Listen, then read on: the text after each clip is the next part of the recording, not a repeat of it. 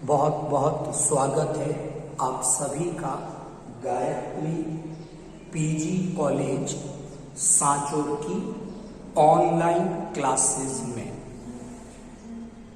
आज हम डिस्कस करेंगे एम्ब्रियोनिक इंडक्शन भ्रूणीय प्रेरण की क्रिया के बारे में। कल के लेक्चर में हमने भ्रूणीय प्रेरण के फर्स्ट पार्ट में, जो कि इस टॉपिक का इंट्रोडक्टिव पार्ट था, वो हमने डिस्कस किया था। और उस इंट्रोडक्टिव पार्ट में हमने ऐसा डिस्कस किया था कि ऑर्गेनाइजर क्या है, भ्रूणीय प्रेरण की घटना क्या होती है, ये कुछ जानकारियां हमने डिस्कस की थी। आज के लेक्चर में हम भ्रूणीय प्रेरण से संबंधित हैंस स्पीमैन, जो एक जर्मनी का वैज्ञानिक था, उसके द्वारा किए गए एक्सपेरिमेंट डिस्कस करें। तो हैंस स्पीमैन ने सैलामेंडर, न्यूट इन एम्फीबियंस पर अपने एक्सपेरिमेंट किए और अपने इन्हीं एक्सपेरिमेंट के आधार पर स्पीमैन ने ऑर्गेनाइजर थ्योरी प्रस्तुत की। तो स्पीमैन के वो एक्सपेरिमेंट क्या थे, किस प्रकार स्पीमैन ने अपना ये कार्य किया, ऐसे कुछ एक्सपेरिमेंट आज के इस लेक्चर में हम लोग डिस्कस करेंगे। तो क्या एक्सपेरिमेंट है समझते हैं। स्पीमैन का जो एक्सपेरिमेंट हम डिस्कस कर रहे हैं, तो बात कर रहे हैं हम स्पीमैन ने अपने एक्सपेरिमेंट एम्फीबियंस पर किए। बात करते हैं क्या था।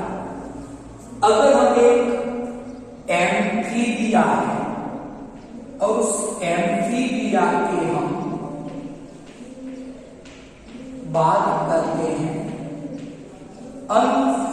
अनफर्टिलाइज्ड एग, यानी अनिषेचित अंडे की बात करें, तो क्या देखते हैं कि एम्फीबिया के अनफर्टिलाइज्ड एग में उसके साइटोप्लाज्म में हमें कुछ ग्रैन्यूल्स दिखाई देते हैं।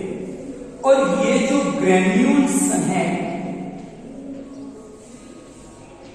अंडे के साइटोप्लाज्म में, ये ग्रे कलर के, और इस कारण इन्हें नाम दिया गया ग्रे क्रिसेंट।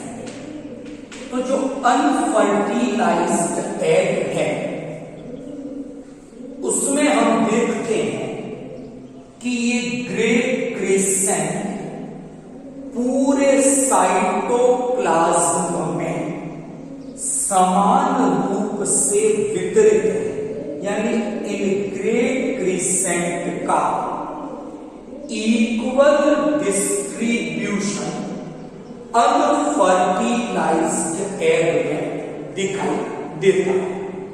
नंबर 2, जो दूसरी बात मैं डिस्कस कर रहा हूं कि स्पर्म की ओवम में एंट्री, यानी शुक्राणु अंडाणु में प्रवेश करता है।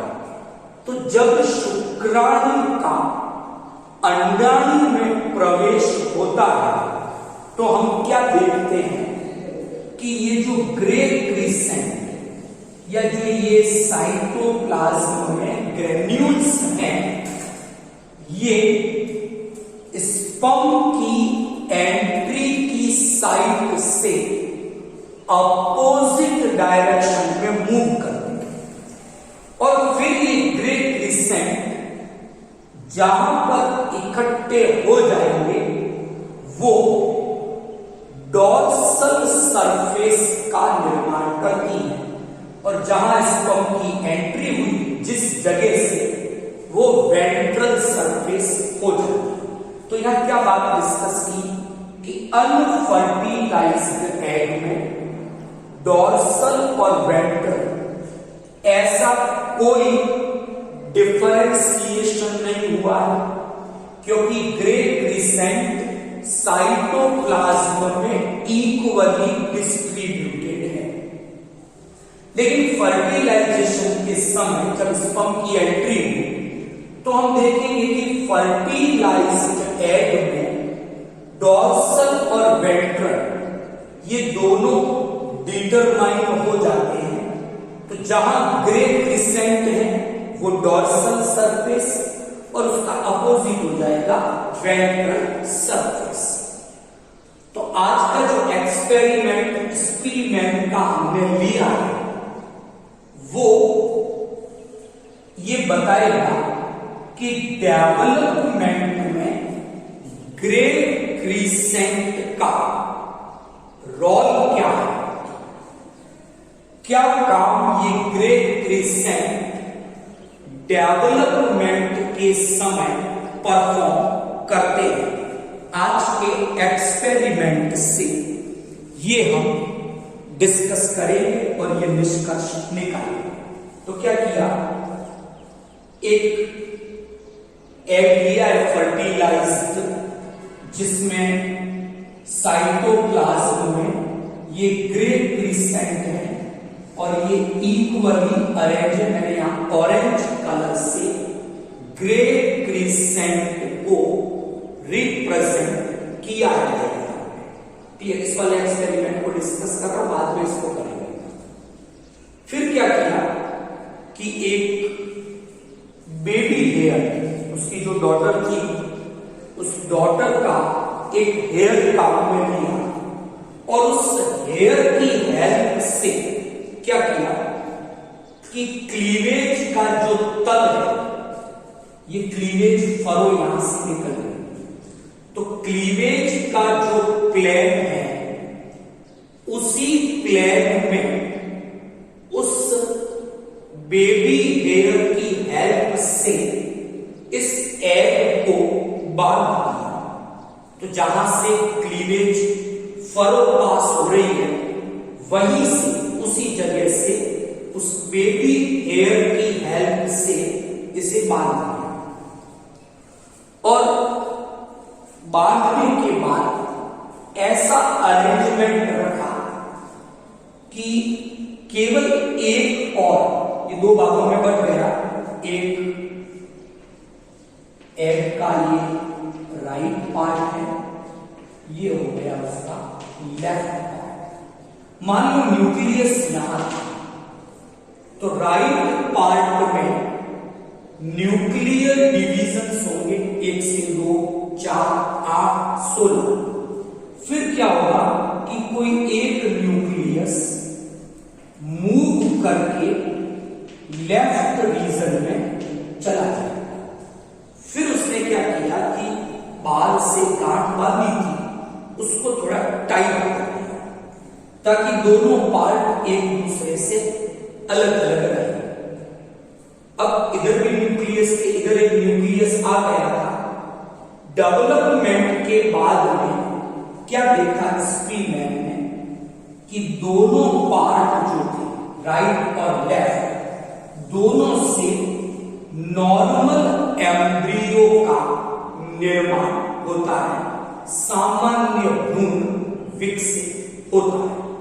अच्छा, इस प्रयोग से ये निष्कर्ष स्पीमैन ने निकाला कि जो अर्ली ब्लास्टोमियर है, कोरक खंड है, उनमें एक संपूर्ण एम्ब्रियो को, एक पूरे भ्रूण को निर्मित करने की क्षमता मौजूद होती है। ओके, अब बात करते हैं दूसरे एक्सपेरिमेंट में। क्या किया स्पीमैन ने सेकंड एक्सपेरिमेंट में? वो बेबी हेयर लिया अपनी डॉटर का और एग को बांधा। लेसो एक्सपेरिमेंट, लेसो का मतलब बांधा। लेकिन इस बार उसने क्या किया कि जो क्लीवेज का प्लान था, अगर क्लीवेज का प्लान मान लो ये जाना था, if the cleavage plan is that, तो इसके परपेंडिकुलर यानी 90 डिग्री के एंगल पर ये जो बेबी हेयर है उसको बांधा है। तो अब जो दो पार्ट बने, ये राइट और लेफ्ट नहीं है। एक पार्ट डॉर्सल पार्ट है, एक पार्ट वेंट्रल पार्ट, यानी जिस तरफ ये ग्रे क्रिसेंट आ गया वो डॉर्सल, जहां अभी तक ग्रे क्रिसेंट नहीं है वो वेंट्रल।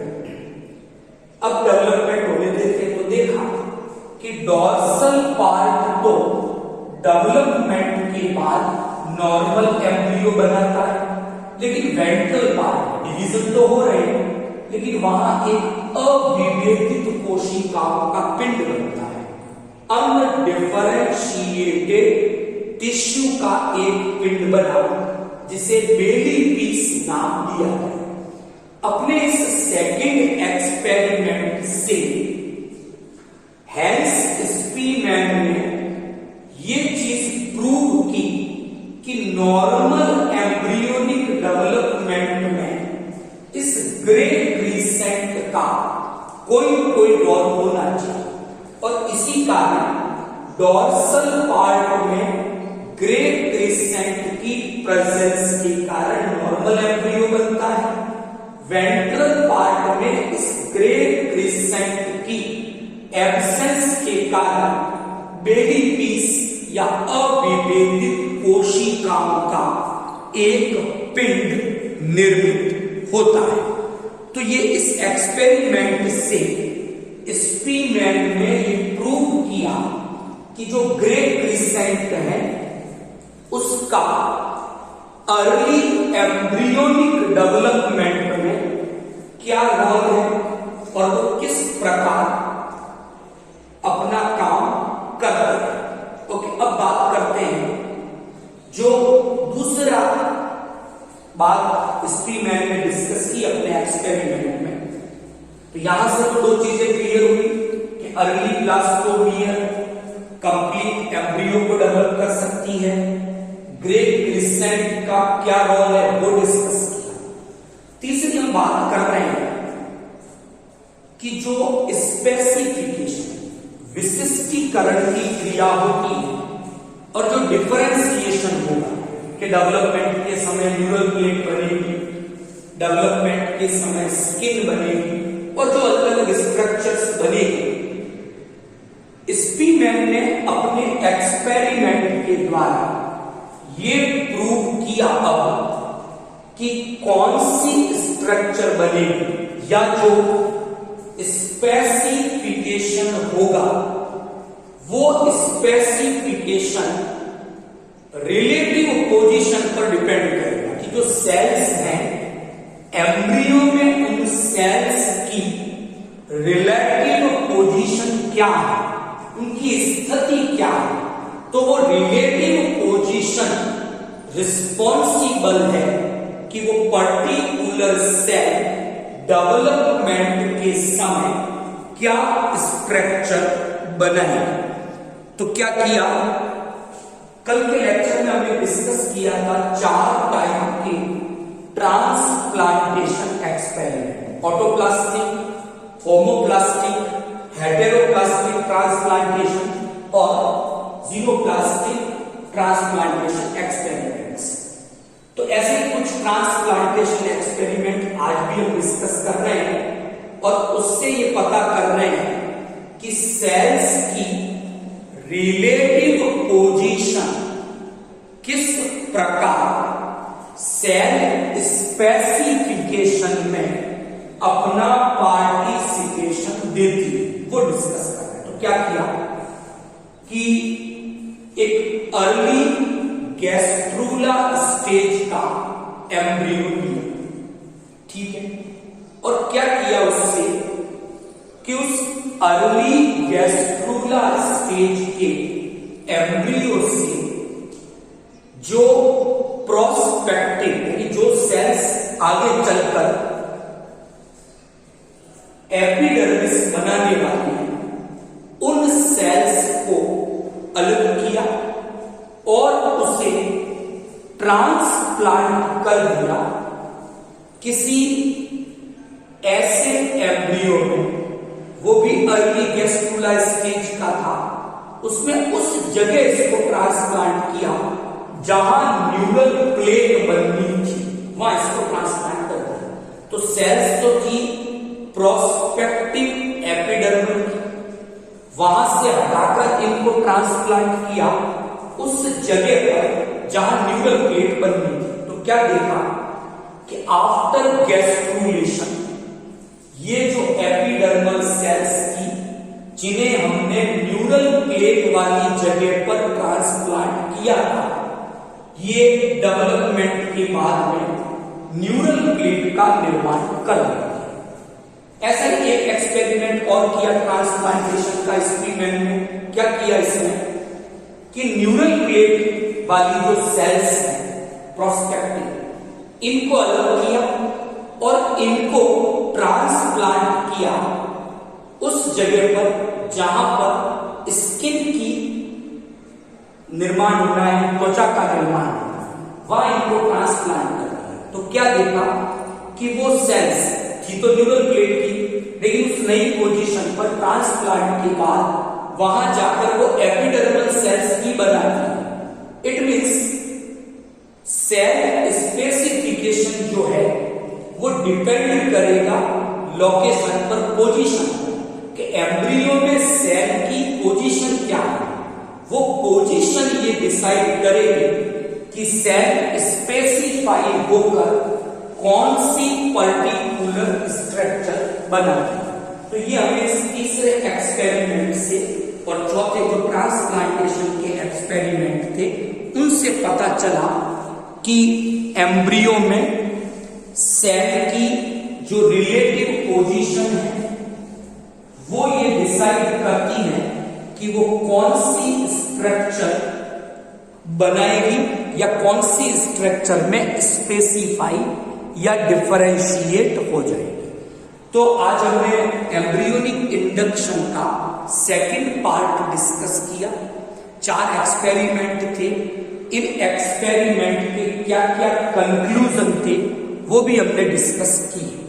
कल हम एम्ब्रियोनिक इंडक्शन के तीसरे पार्ट को डिस्कस करेंगे, जिसमें बेसिकली हम हेटेरोप्लास्टिक ट्रांसप्लांटेशन एक्सपेरिमेंट उनके बारे में डिस्कस करेंगे कि जब एक ही वंश की 2 अलग अलग जातियों के भ्रूण के बीच ट्रांसप्लांटेशन प्रत्यारोपण किए जाते हैं तो उस समय क्या रिजल्ट हमें मिलते हैं और वो रिजल्ट क्या निष्कर्ष हमें देते हैं, ये हम कल डिस्कस करेंगे एम्ब्रियोनिक इंडक्शन के थर्ड पार्ट में। और उन निष्कर्ष से हमें पता चलेगा कि जो ब्लास्टोपोर एक संरचना है कि जब गैस्ट्रूला स्टेज बनती है तो उसकी एक ओपनिंग है ब्लास्टोपोर, हिंदी में कोरक रंध्र, कोरक छिद्र इस नाम से जाना जाता है।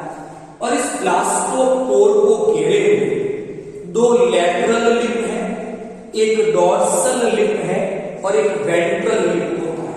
तो कल के एक्सपेरिमेंट से जो ट्रांसप्लांटेशन के एक्सपेरिमेंट है हम ये प्रूव करेंगे या हेंस स्पीमेन ने ये प्रूव किया कि डॉर्सल लिप ऑफ ब्लास्टोपोर, कोरक छिद्र का जो पृष्ठ लिप है या ओस्ट है, ये एक्चुअल में ऑर्गेनाइजर का काम करता है।